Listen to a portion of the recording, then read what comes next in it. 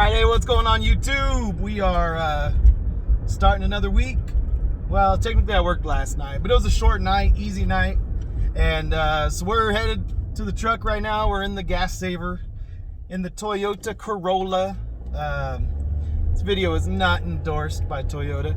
Anyway, yeah, I'm gonna get to the truck and I'm gonna go over with you guys today what all of the kind of I don't know, requirements, the different identifications that we need to run the haul that I'm on, and kind of explain maybe the reason why it's nice to be leased onto a carrier when you're doing this kind of stuff, because they have someone in the office, a compliance person in the office that helps us get all of this stuff done and get it straight, because it can be a little overwhelming, especially at the beginning. Once you do it a few times and you get in a rhythm, everything works itself out. But truck driving, there's just so many things that you gotta worry about, renewing and signing up for and getting certifications for and all of that. And so this haul is no different, this molten sulfur haul. And so anyway, I'm gonna show you guys what that is. But I'm hungry. I'm going to stop and get some food at ChickFilA first, and then I'll catch up with you guys when we get in the truck. All right, let's do this. Let's roll. Woo! I don't know how to end this one. All right. Let's go pick up these loads, get to the truck, and we'll get into the business of this video. All right.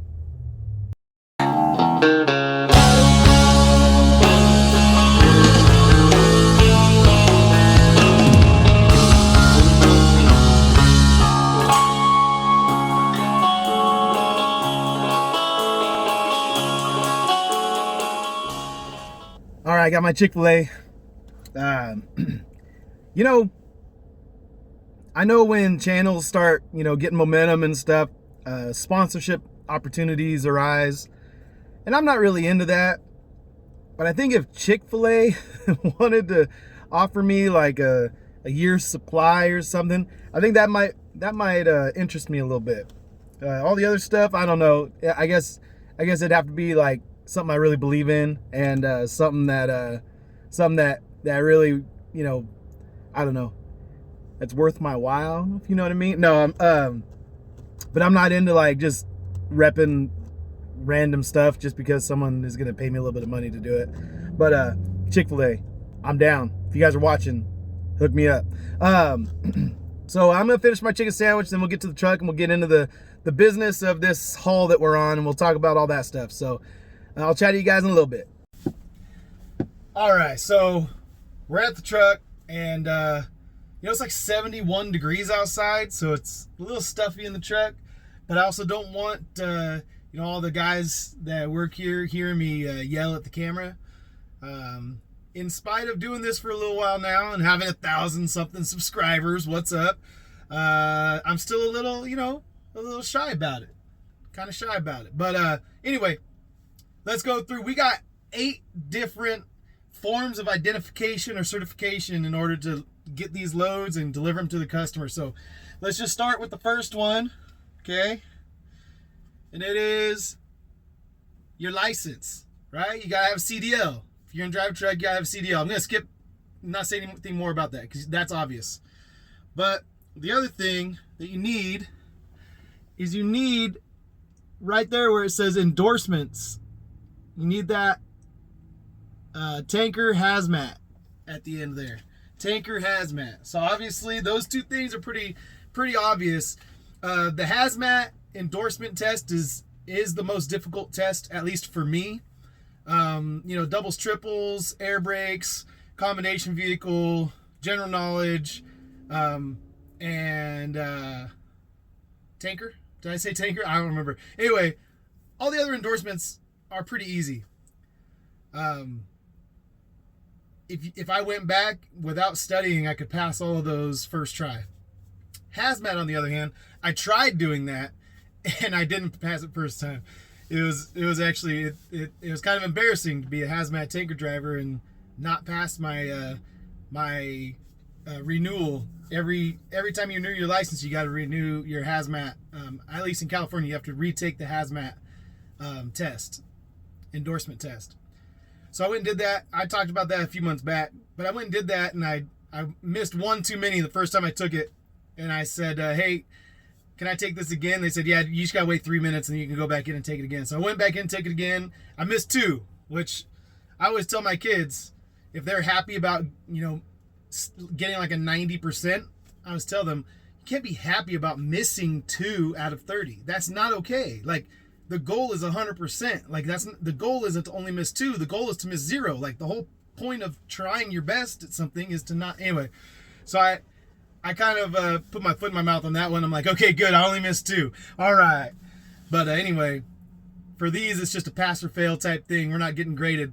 We just got to get the endorsement and get on the road. So anyway, CDL, and then you need your hazmat endorsement and tanker endorsement to run the loads that we run for the hazmat, the molten sulfur. Okay, next thing you need is your TWIC card. Okay, so this TWIC card, the Transportation Worker Identification Credential. All right, TWIC card. Anytime you're going in or out of a port of entry, you need to have a TWIC card.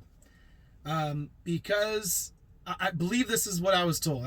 It's been years since this was explained to me, but I believe that the refineries receive international vessels, so they're considered a port of entry. So to get into every refinery, you need to have a TWIC card. Not only that, but 2 of the sulfur plants that we deliver to are actually within the fences, within the territory, within the limits of the port of Stockton. So a TWIC card is required for that area. And some of those vessels do go take the sulfur once it's been processed, and they ship it all over the world. So in any case, TWIC card is essential. Have to have it. You're not going to be able to get very far without one in this business and on this haul. You're not going to be able to do it.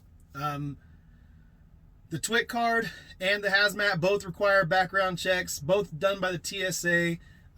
You pay for them separately, even though it's the same exact background check through the TSA. So anyway, you gotta be able to pass a background check.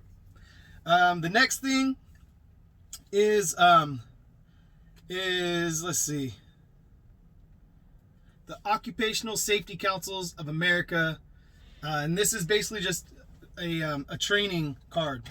It's OSHA, not OSHA, OSHA. So the refineries kind of hire this third-party safety training company to train all of their contractors on the protocols within their refineries. So 2 of the refineries require truck drivers like us to pass those kind of trainings. And, it's like the computer-based training where you just click through and then you take a test at the end of each section, and you got to pass the test in order to keep moving on. And so we had 2 refineries. Now, one of those refineries, which used to be Tesoro, and then Marathon bought them, and now Marathon has closed that refinery. So now we don't have to do that testing for that refinery. So now we just have one refinery, which used to be Shell, but they just sold to PBF, which I've never heard of. But anyway, so hopefully if PBF, maybe they'll change some things. Maybe we won't have to do the OSHA training. But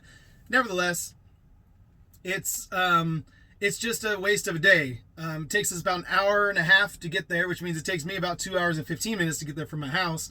And you miss kind of a day of work because it's always done in the morning, and there's nowhere to park a truck anywhere nearby.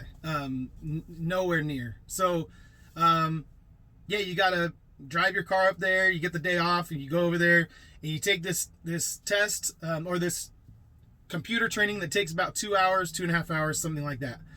So, you got to have one of these cards. The OSHA training card.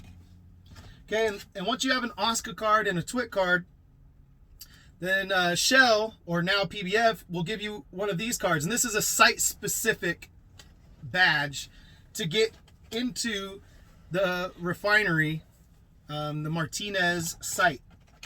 So when I pull up to the gate, I need to have that. The funny thing about this is that they don't actually require you to have it with you. There's no reason for us to even get the badge.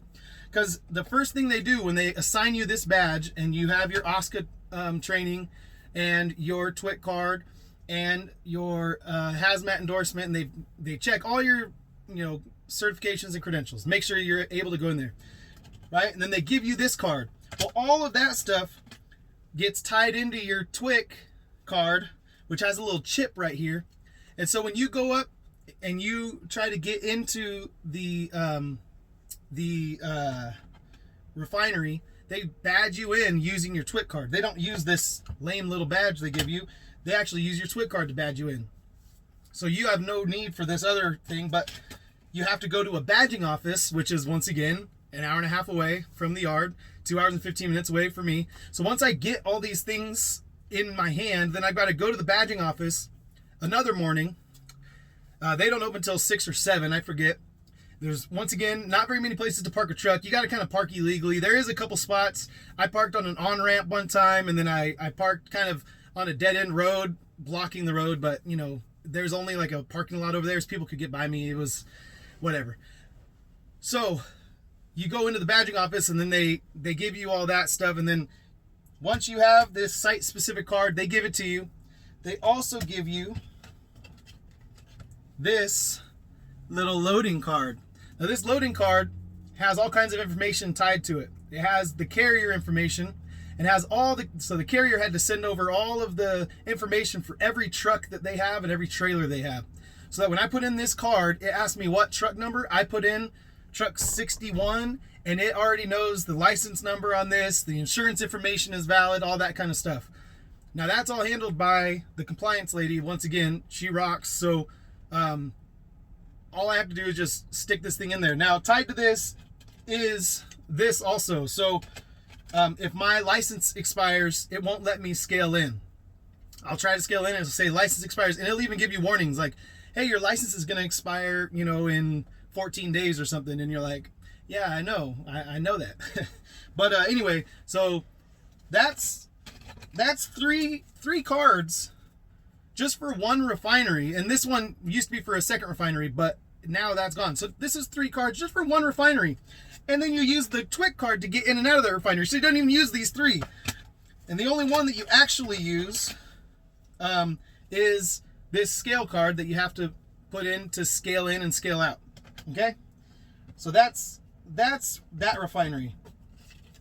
Now, for the other refineries, as well as that one, you have to have this card. Listed there is just the 2 different types of masks that we use. And so we use 2 different types of respirators. One is a cartridge respirator and one is a fresh air respirator. And they're made by 2 different people. And so once again, we have to go an hour and a half over to the place where they do the fit testing. And you do this whole fit testing thing where you put the mask on, you fit it around your face, you make sure you're clean shaven so the hair doesn't get in the way, and then you sit there and you breathe in and out, and then you bend over, and then you like sing the ABCs and do it, and you like do different things so that they can make sure that the mask that you have is going to fit your face and it's going to seal up, and that you know how to seal it up properly when you put it on, and make sure that everything works properly so that they can certify you that, okay, you are respirator certified. So before you can load, you got to have one of these.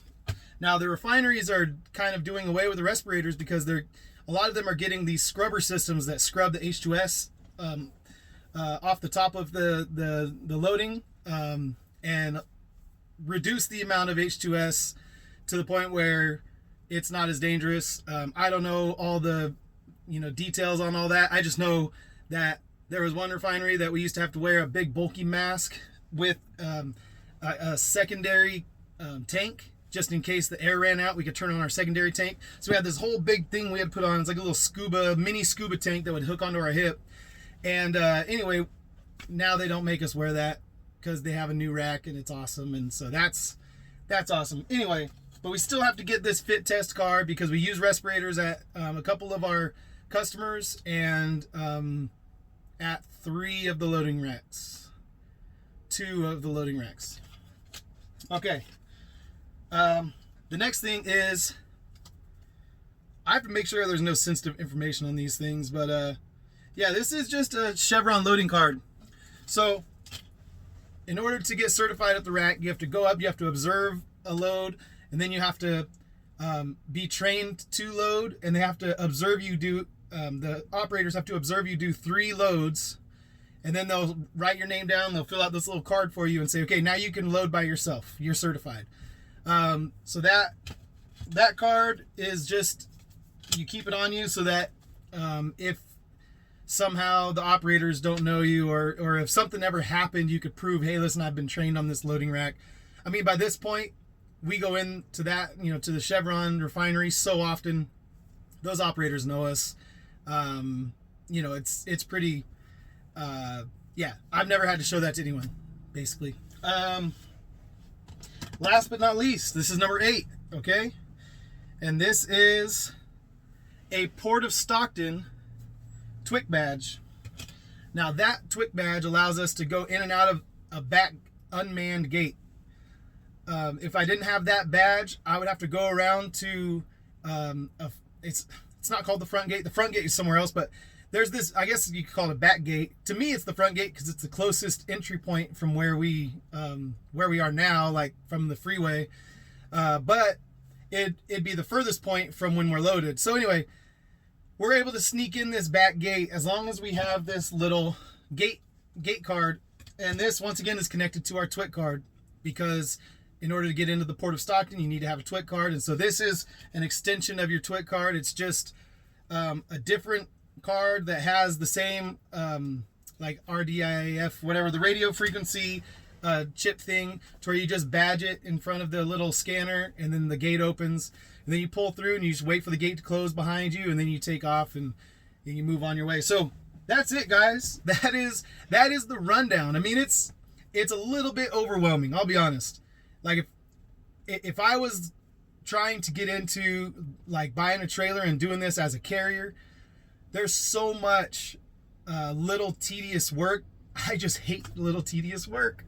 I just can't stand it. So I'm super thankful that the carrier here takes care of so much of it. They tell us where to go and when to be there, and we just got to go and pass the tests and do the things, and then we're done. But yeah, to organize all of this crap, and the way that these refineries it's kind of a joke, the way that these refineries do it. I mean, it's like, how many pieces of identification do you actually need to get in and out of these places? I mean, you've already got, your CDL with the endorsement, you've got your TWIC card. I mean, you've got all the stuff that they need, but then they want you to have an extra badge that says, okay, we've checked that he has everything he needs, and now he can use this badge to do that. And then you have one of those for each of the refineries. Anyways, it's a big mess. And so anyway, so that was all I wanted to talk to you guys about today, is just show you guys it's complicated, man. It's complicated. And that's one reason why I'm not trying to get into hazmat tankers when I start my authority, because it's complicated, man. And I don't really want to be trying to find contracts. I mean, the reality of it is most hazmat work is contract work. There's not really like a spot market for hazmat. Not that I know of, at least not like a really busy one.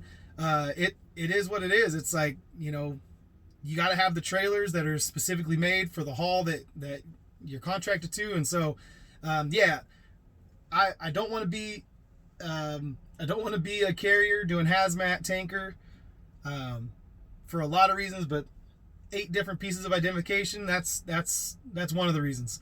So anyway, love you guys. Have a good week. I'll check in with you guys again later on this week. Hopefully we'll get some loads in. We'll make a little bit of money, and then we'll catch you guys up on how that all goes on the weekly review. So fingers crossed that we get to keep working this week. Rumor has it we might have a day off, but we'll see. We'll see what happens. All right. See you guys.